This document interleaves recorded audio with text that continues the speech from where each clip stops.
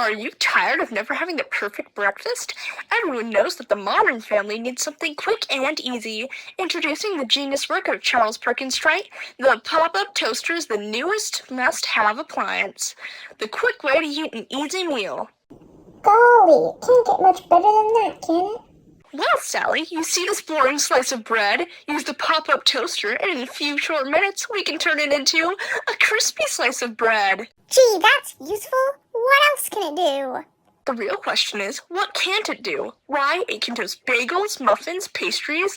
The creativity never stops with the pop-up toaster. That sure is swell.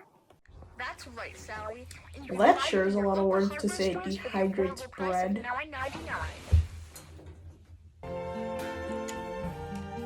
Oh, that's better. Yellow? Hey, Cabby, I've got an offer you can't refuse. I've got another liquor gig. I need you over at my place by 7:30. Can you do that? Yes, sir. Of course you can, 'cause you know what happens if you don't. Yes, sir. I'd like to keep my knees intact. Alright, 7:30 sharp, and make it snappy. I've got some nice hooch to sell. Dang. Prohibition is such a flat tire. Speaking of tires. It's you and me, Bessie, old girl. 7:30, here I am.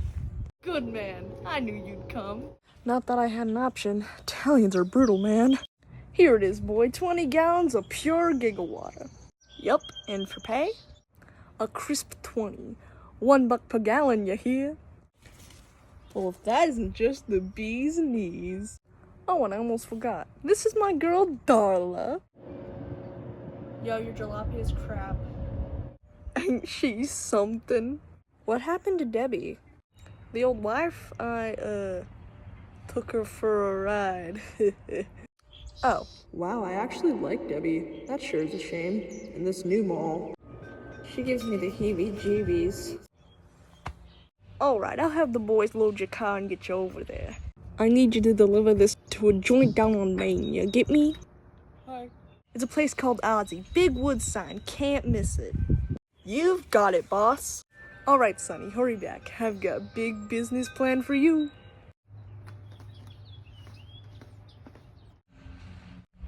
Remember the plan? Yup. Once he gets there, I want you to take Cabby for a ride. You know, Debbie's not the only mole we've got off. You really think he's the one who's been snitching to the police? You can't be too careful these days. He's been working for me for far too long and knows way too much. It's more than likely that he's the one. It's time to bid our old friend adieu. Well, this is the place. Hey there, kid, you interested in buying a new once-in-a-lifetime invention? No thanks. I've got business to get to. I could give you a sample. Well, okay.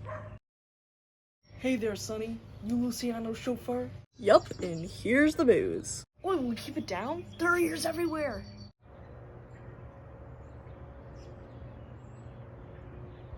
Alright, sorry. Let me take this to the back. Alright, here's my shot. Hey there, man! Oh, holy cow! No, my products. Holy whoa, he's dead! How could you not get him? He was standing right there. Sorry, the guy was selling wacky-looking patches got in the way. That just goes to show what happens when you hire your mom as a torpedo, especially when she's such a dumb Dora. If you want something done right, you gotta do it yourself. Yo, Lenny, pick me up 2 tickets for tomorrow's baseball game ASAP. Well, it's a good thing I got out of there. The police will show up in no time.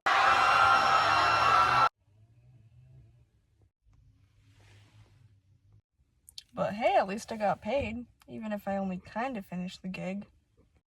I should probably check in with Mr. Luciano anyway. Did you get the booze in? Yes, sir, but I'll tell you, the strangest thing happened. Who cares? I got something special to celebrate. Wow, tickets to the Yankees game? That's right, pal. You and me are heading out first thing tomorrow morning. There, we can talk business. Babe Ruth is at the bat. The Brooklyn Dodgers pitch their first. I never really enjoyed baseball, but I've got to say, I'm having a blast. You'll be having a blast in more ways than one. What was that, boss? Oh, nothing. Bottom of the fourth, and Babe Ruth prepares himself at the mound. Hey, Cabby, I'd like to share a little wisdom with you. Yes? Comes the pitch, and it's a home run! Here he goes! Avresti dovuto restere casa ugi. Wait, where's this coming from? Please, I know you're the mole. Someone's been giving away information on the Luciano family, and you're the only suspect. What about Lenny? Dare talk about Lenny that way? He could do it. As for you, you're a cabbie and a part-time grocery store cashier. You live in a roach-infested apartment and eat saltines and ketchup 3 meals a day. Yorp? More than dirt. It's obvious you'd do anything for money. What? But I like my job. You pay me more than enough to get by. Why would I sabotage you? I don't know. And that's why I'll kill you now. Say your prayers. Any last words? Just 2. What's that? Oh, you son of a gun! Ha ha! I should have bumped you off a long time ago. Ah!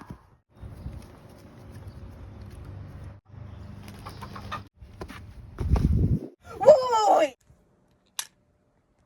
No, wait. What's that? Like I'm falling for that again. Wow, Babe Ruth. Are you okay, kid? I am now. Golly, I'm sure glad you showed up. Just hope you're not a fan. Actually, I'm more of a Red Sox fan. What? Nothing. I'll get you next time, Cabby. Well, that sure was crazy. Who would have guessed that my boss wanted to kill me? Oh, what now? Hi, what seems to be the problem, officer? Are you the owner of this house? Yes. Oh boy, the fuzz mouse. You're under arrest, commie. I'm not a communist. These Russian novels found in your apartment say otherwise. Those aren't mine, I swear! How about these Russian nesting dolls? Please, this is a mistake. I love my country. Tell it to the judge, son. We're taking you in. I'm being framed, I tell ya. Framed!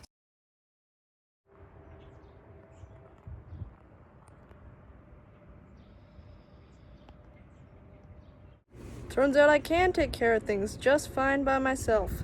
That'll show Luciana who the dumb Dora is. Now the good old cabbie's just the fall guy in another red scheme. I've been here for almost 10 days, and no end in sight. Mainly because I can't remember whether or not I'm on death row. I'm just waiting for something exciting to happen, wasting away. The only thing I've got going for me is my toilet hooch. It's kind of poetic that I got pinched for something that wasn't selling illegal beverages, and now making them is my only pastime. Also, there's this old man who won't stop talking to me. Hey boy, Prison Blues got you down? Yeah? Well, I've got a cure for that. What's this for? Escaping, of course. You better get started, the guards will be back around in about 10 minutes. Well, if that isn't the berries, how could I ever repay you, sir? You still got that toilet gin of yours. Whoopee! Well, this sure is new. I've never dug a tunnel to escape prison before. But I guess I did see it in a Charlie Chaplin film. How did that go again?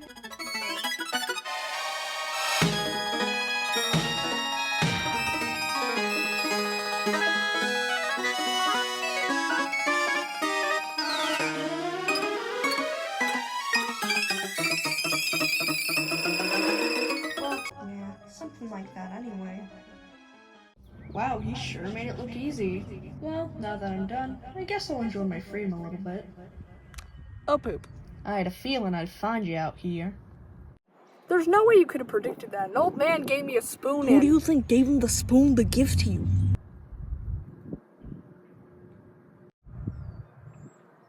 Wow, Babe Ruth certainly did a number on you, huh? Shut up, I'll shoot you and kiss him. It's your fault for running in the first place, and you know what they say, an eye for an eye. Well, actually, I'm not gonna take your eye, I'm gonna take your life, but it's a cool saying, you know? Yeah, truly poetic. I know. And now you die. Not so fast. Darla? I was the one who planted the evidence against the cabbie and got him into jail. I'm not letting you take the credit for getting rid of him, Luciano. What the heck are you? You work for me. Put that away, you dumb dork. It's pronounced Darla. That wasn't very swanky of you. That was epic. Don't think you're off the hook either. I still would like the satisfaction of getting rid of the last member of Luciano's syndicate. What about Lenny? He was the first to go. I put cyanide in his chewing tobacco. Lenny, no. Now, once I've terminated every last member, I can build up and start anew. The first all-female organization of crime. Wait, why did you betray Luciano again? You're not one of those flappers, are you? Of course not. He was simply a misogynistic, knee-whacking gongoozler. I just want to live in a world where women can go out and do all the scummy things men did. Drink, smoke, and party. That's my motto. So, a flapper. Okay, yes, I'm a flapper. But who cares? I'll kick prohibition where the sun don't shine and start my own liquor trade, and you can't stop me. Hold it. Can I have my last words? If you're gonna be a mob boss, you gotta do the last words thing. Fine. Any last words? Ow! What the? Just 5. Thank you, pop-up toaster!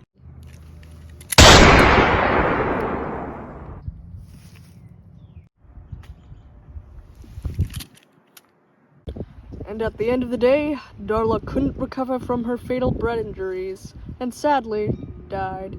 And now our protagonist, Cabby, was shot.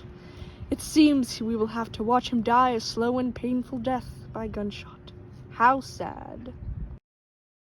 But not yet. Cabby has a trick up his sleeve.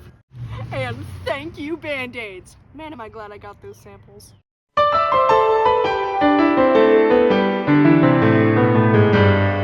Our protagonist, Cabby, escaped and eventually made his way home, using his skills in bootlegging to continue his late boss's underground liquor trade, of which he provides after discovering his talent for making toiletries. Of course, this barely lasted a decade, for Prohibition ended in 1933. From then on, he lived his life as a humble taxi driver. He also became a part-time aviator, but that's another story for another day.